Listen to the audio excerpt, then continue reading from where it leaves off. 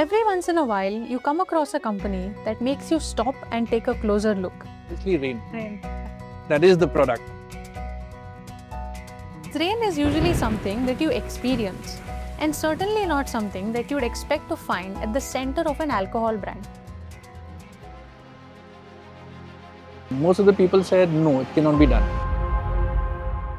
And zero knowledge how the industry even works. We have shaken up the market. In order to taste the place, you have to put ingredients of the place. Smoky. It's not the easiest thing to do. So what if we were to do the reverse? Take Cherrapunji to the world. This is the story of how a founder from Meghalaya turned one of the wettest places on earth into an award-winning consumer brand. I see Mayuk there. Let's go say hi. Hi, welcome. Hi. Welcome to the distillery. Thank you so much. It's a lovely place. First time in Northeast for me. Loving Really it excited to have you here. Thank you. Come on, Excited to see you around. Yes. Guys, this is Mayuk. Hi guys. Welcome. Come on in. I'll show you the distillery. How was the journey? Journey has been good so far. Excited to check out more. Amazing, amazing. When most people think of premium alcohol, they think of places like Scotland, France or Mexico. Cherrapunji is probably not on that list. Yet, from one of the wettest places on earth, Mayuk is building a gin brand that's gone on to win International Spirit and Design Awards, including the Red Dot. So before we got into the business, we wanted to understand how it actually works. Could you take us through the entire process, right from picking the botanicals to getting all of it together to bottling? This little guy, this is the machine that makes it. His name is Mr. Fulgens. So this is the machine that makes the gin. It's a very energy efficient machine. Gives me a tremendous amount of control. I run the corporate operations from Gurgaon. Sitting in Gurgaon, I can see what's happening, what's not happening.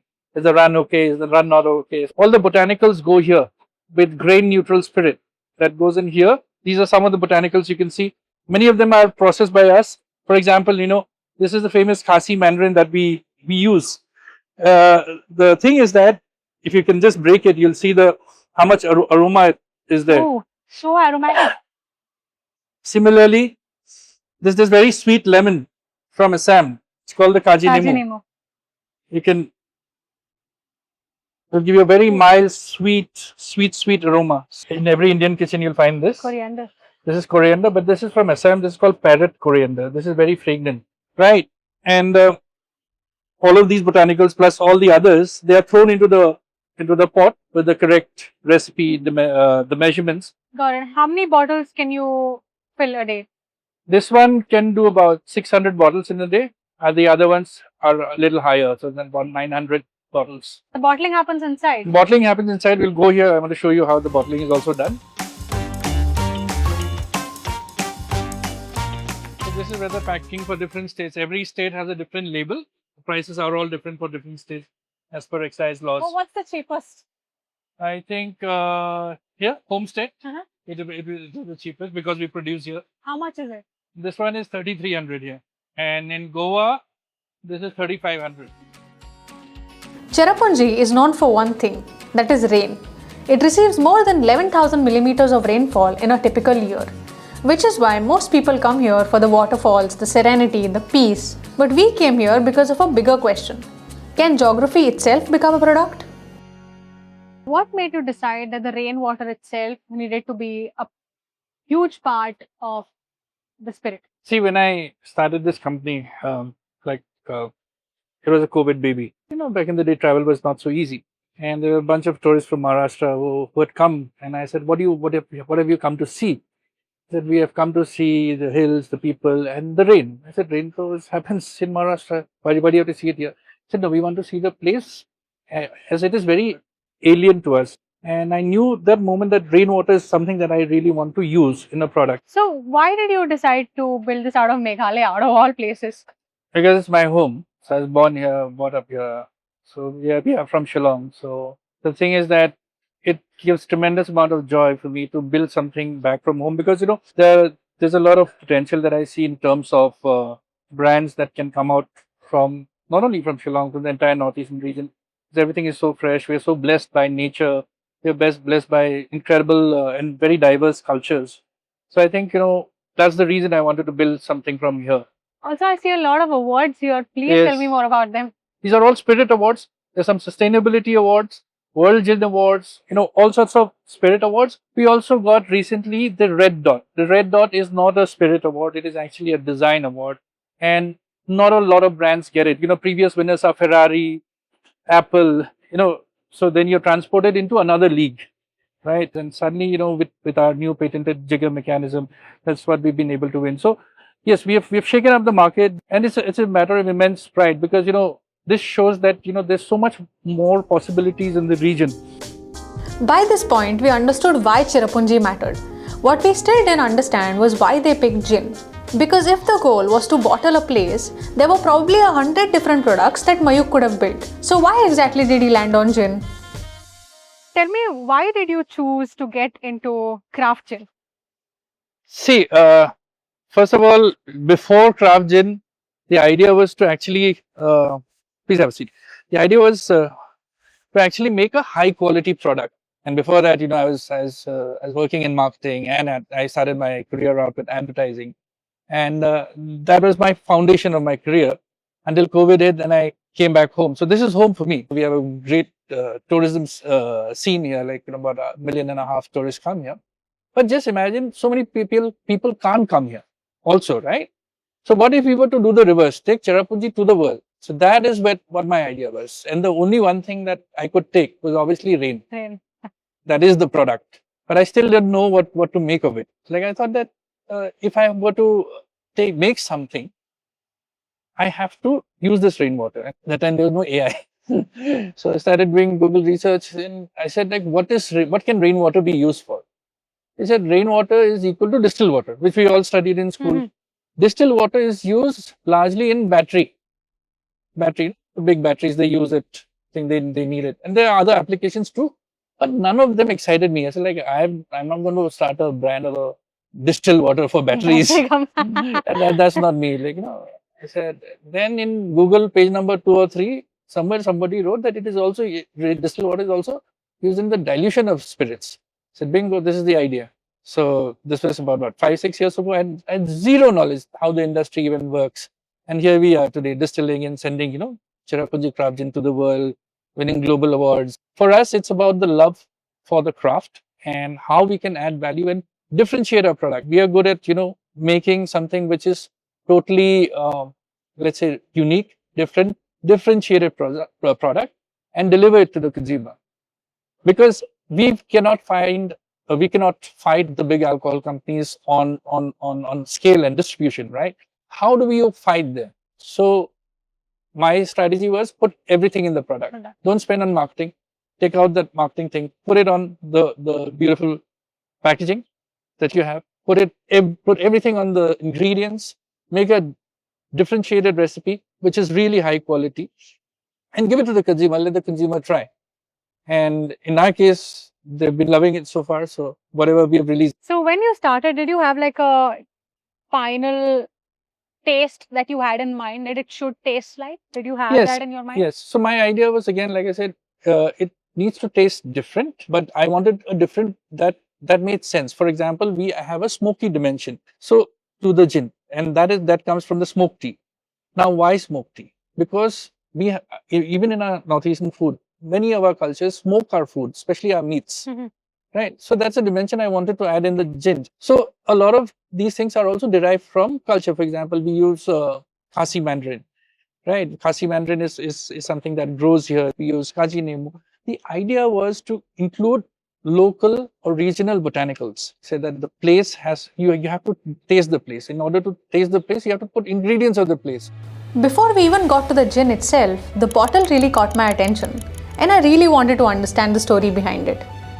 What went behind this bottle? I mean, usually people go for the glass bottle. Yes. Why go for this particular bottle? The foundation of this company was that we will do something differently. Idea was to take least amount of resources as much as we can from the earth, right? And which would mean that whatever choices that we make in manufacturing is of, let's say, a greener nature. We use rainwater. That takes less energy because you're not depleting the water levels, right? For example, glass bottles are hardly reused. So the thing is that I wanted to make a bottle which was reusable. For example, our bottle is 155 grams to 158 grams, right? This is the lightest liquor bottle in the world. And my thing is that, like I said earlier, that we wanted to make a company or which delivers extreme value on the product front, whether it's the taste or whether it's the bottle. Tell us more about the design as well. It's a beautiful design on both of Yes. these bottles. What are you actually trying to capture here? See, my idea was that, see, this is an Indian gin, right? What is India all about? We are bright. Our food is bright. Everything is like that. So even if you look at the clothes, the clothes from the northeastern region, which are actually made by the people here, the traditional clothes, the weaves, that will always have so much color and pop, right? And that's something that I wanted to capture. I wanted to make our own aesthetic, right? So this came from about that. So you can see that, you know, there are the clouds. There are these farmers who pick up mandarin. So we didn't have money for, you know, brand ambassadors. So we made the farmer a brand ambassador. Flowers, bees, you know, the red pandas, the buses that were there from the British era, right? All of this is captured. Basically, the life in Cherrapunji. Because if somebody were to reuse it and it was an ugly bottle, nobody would carry Nobody it. would carry it. We'd heard a lot about Cherrapunji now. The rain, the botanicals, the culture. But how do you take a place and translate it into a flavor? There was only one way to find out. Agreed. Can we try them? Of course, we can. So I'm going to make you try the berry version first. And Oh, that's a nice color. yes, it is. And first, what you have to do is nose it.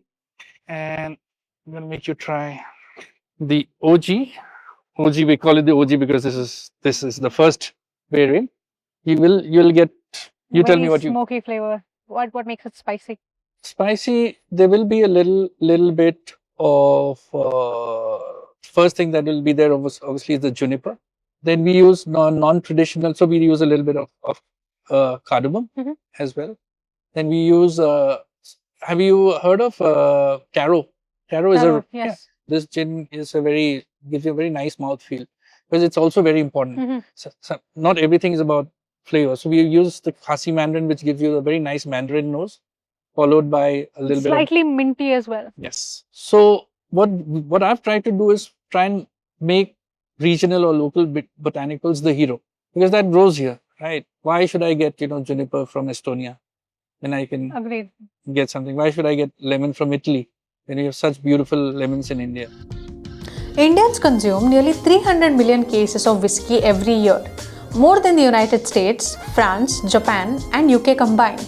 But over the last few years, some of the fastest growing parts of the alcohol industry have been premium spirits, craft brands, and entirely new drinking experiences. India's middle class is expanding, disposable incomes are rising, and social media is giving people more exposure.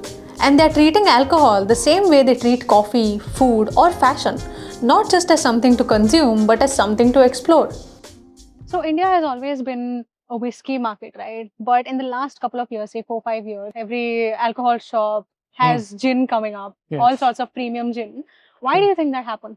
See, there's a general shift in the Indian market towards other drinks other than whiskey. Whiskey, of course, still is the dominant thing.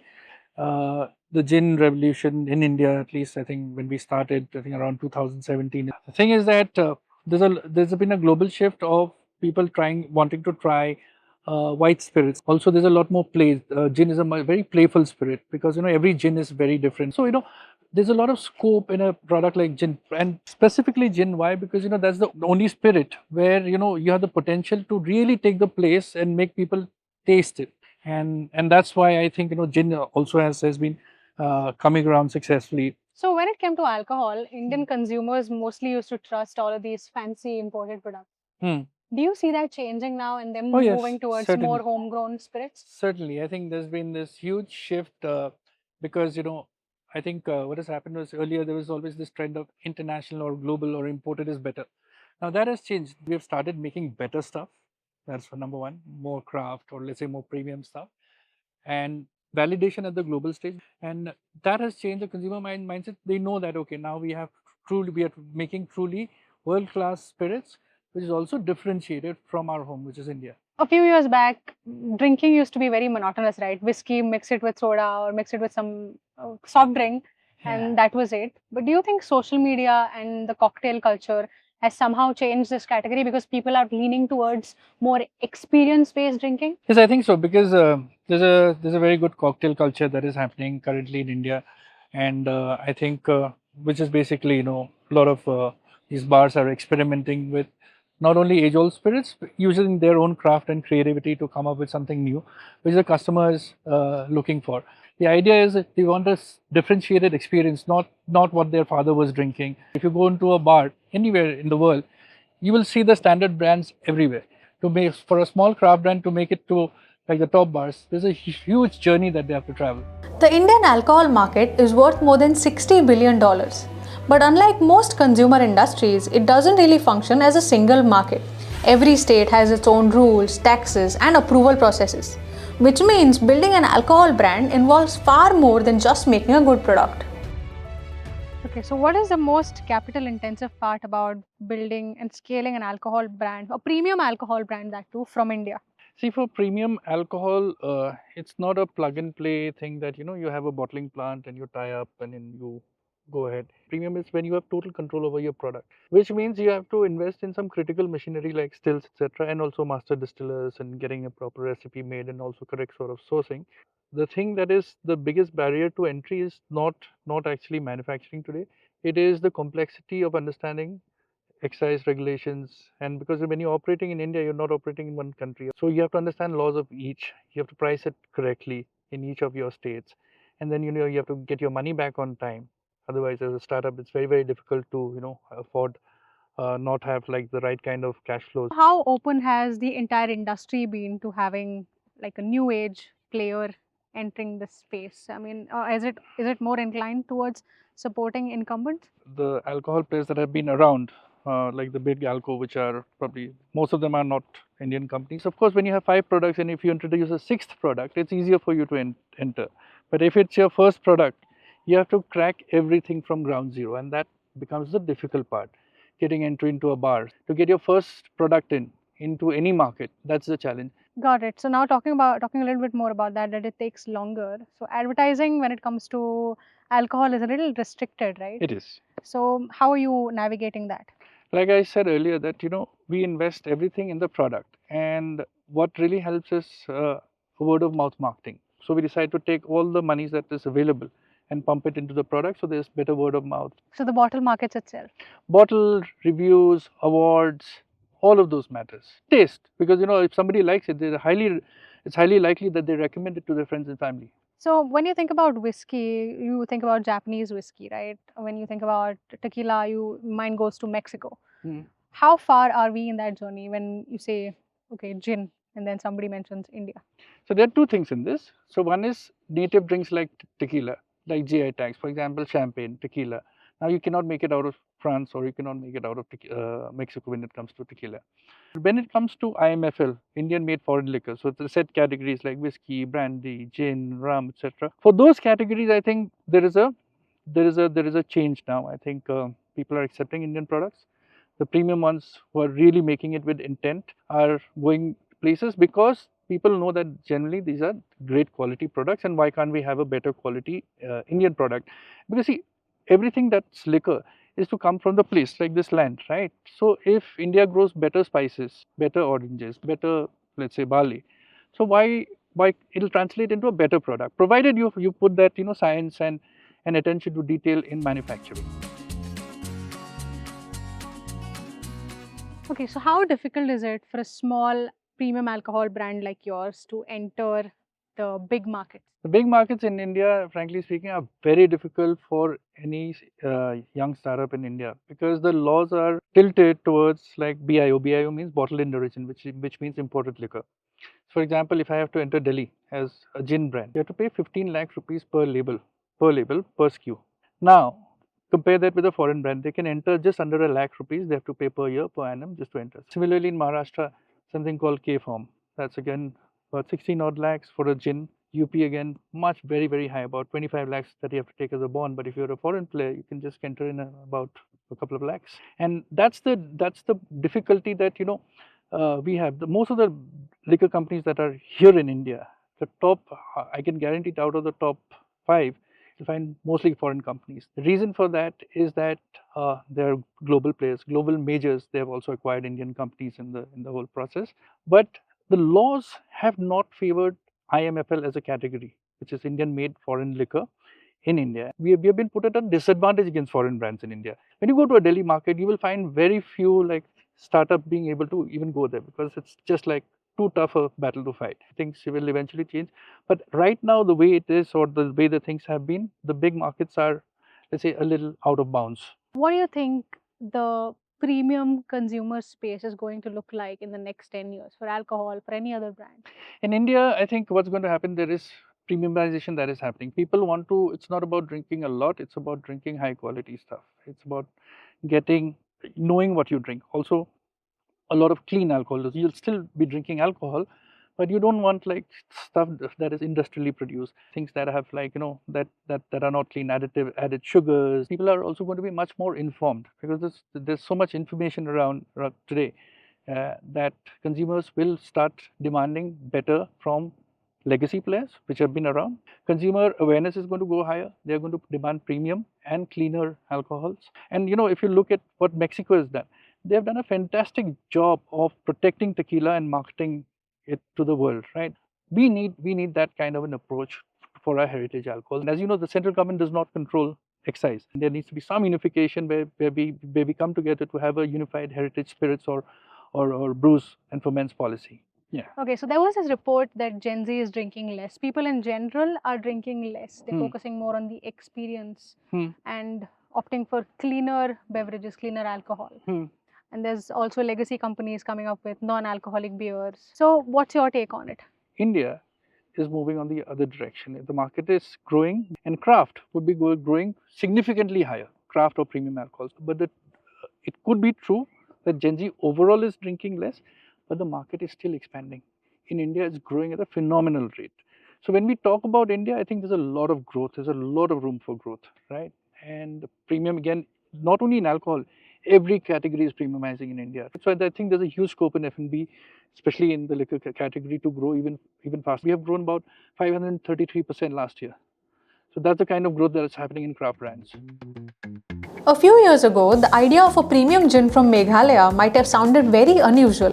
Today, it feels much more aligned with where Indian consumer culture is actually heading. Consumers are becoming much more intentional about what they buy. And across industries, we are seeing brands move away from imitation and towards differentiation. Which means the next generation of Indian consumer brands may not come from trying to look global.